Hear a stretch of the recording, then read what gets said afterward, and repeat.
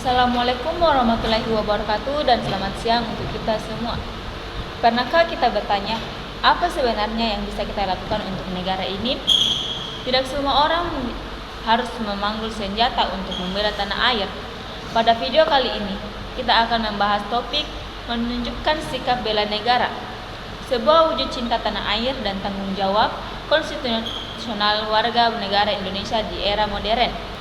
Apa itu bela negara?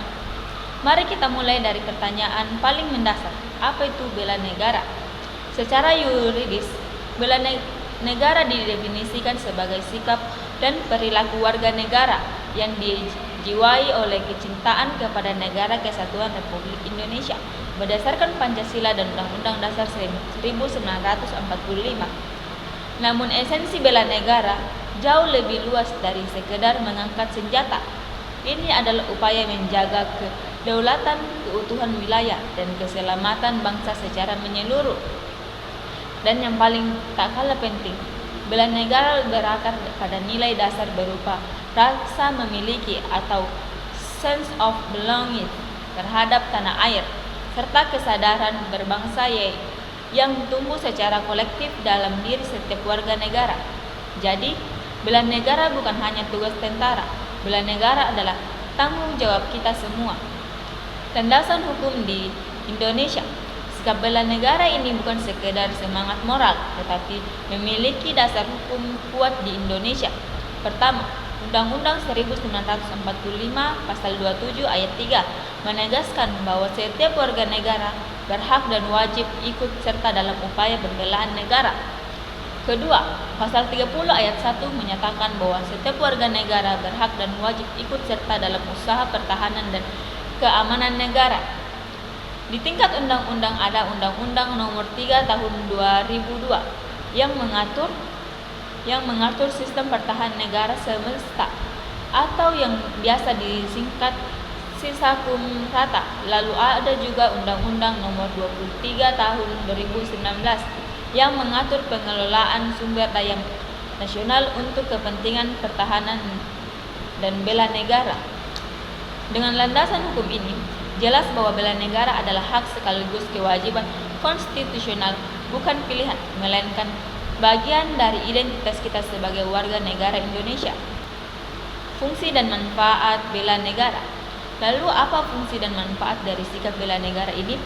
Pertama, mempertahankan negara, menjaga bangsa dari berbagai ancaman, baik yang bersifat militer maupun non-militer. Kedua, menjaga identitas bangsa, melestarikan budaya dan integritas bangsa di tengah derasnya arus globalisasi. Ketiga, membentuk karakter, menanamkan kedisiplinan, solidaritas, dan mentalis pejuang, khususnya bagi generasi muda. Dan keempat, menjadi panggilan sejarah, melanjutkan semangat perjuangan para pahlawan yang telah gugur demi kemerdekaan bangsa ini. 5 unsur utama bela negara. Untuk mewujudkan sikap bela negara, ada 5 unsur utama yang menjadi fondasinya. 1. Cinta tanah air. 2. Sadar berbangsa dan bernegara. 3. Setia pada Pancasila sebagai ideologi negara. 4. Rela berkorban untuk bangsa dan negara. Dan yang kelima, memiliki kemampuan awal bela negara, baik secara fisik maupun mental. Kelima unsur ini saling melengkapi. Tanpa cinta tanah air, kesadaran berbangsa sulit tumbuh. Tanpa kesetiaan pada Pancasila, semangat rela berkorban bisa kehilangan arah. Dan tanpa kemampuan awal, niat baik saja tidak cukup untuk mewujudkan dalam tindakan nyata. Implementasi di berbagai lingkungan. Sekarang, bagaimana bela negara ini diterapkan dalam kehidupan sehari-hari? Di lingkungan pendidikan, bela negara bisa diwujudkan dengan belajar tekun dan berprestasi, menaati tata tertib sekolah atau kampus, mempelajari pendidikan kewarganegaraan, serta aktif dalam organisasi seperti pramuka atau resimen mahasiswa. Sementara di lingkungan masyarakat, bela negara tercermin lewat semangat gotong royong dan menjaga kebersihan, menghargai perbedaan suku dan agama, menjaga keamanan lingkungan melalui sistem keamanan lingkungan atau Sikamling, hingga berani melaporkan potensi ancaman seperti terorisme atau peredaran narkoba. Jadi, Bela negara itu sederhana, dimulai dari hal-hal kecil yang kita lakukan setiap hari. Urgensi dan evolusi bela negara di era digital. Di era digital seperti sekarang, makna bela negara juga mengalami pergeseran. Bela negara bukan lagi semata soal perang fisik, melainkan perang informasi dan ekonomi. Menggunakan produk dalam negeri dan mengangkat berita bohong atau hoaks menjadi bentuk bela negara modern yang paling krusial saat ini.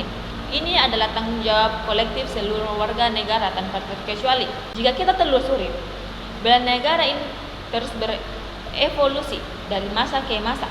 Pada era 1945, bela negara diwujudkan melalui perjuangan fisik, mempertahankan kemerdekaan, memasuki era Orde Baru.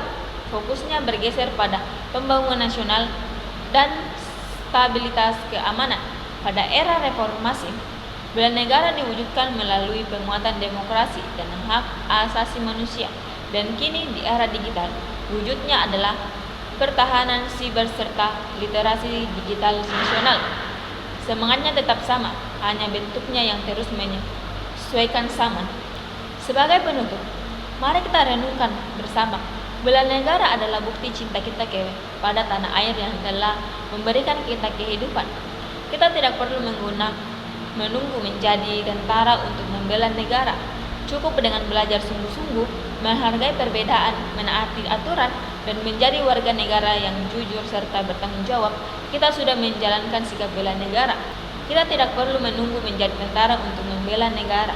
Cukup dengan belajar sungguh-sungguh, menghargai perbedaan, menaati aturan, dan menjadi warga negara yang jujur serta bertanggung jawab. Kita sudah menjalankan sikap bela negara. Mari mulai dari kecil, mulai dari diri sendiri, dan mulai dari saat ini. Terima kasih atas perhatiannya. Wassalamualaikum warahmatullahi wabarakatuh.